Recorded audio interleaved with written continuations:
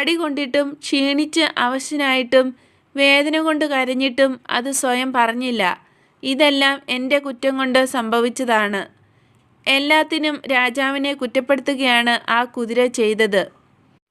എല്ലാ വിദ്യയും പ്രയോഗിച്ച് പരാജയപ്പെട്ട രാജാവ് അവസാനം ഒരു ശ്രമം കൂടി നടത്താൻ തീരുമാനിച്ചു.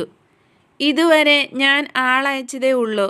ചങ്ങാതിമാരെയും ദാസന്മാരെയും അയച്ചു. ഇനി ഞാൻ എൻ്റെ മകനെ തന്നെ അയക്കാം. എൻ്റെ പ്രകൃതം തന്നെയാണ് എൻ്റെ മകനും.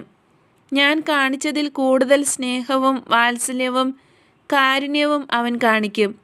എൻ്റെ മകൻ എന്നെപ്പോലെ തന്നെ.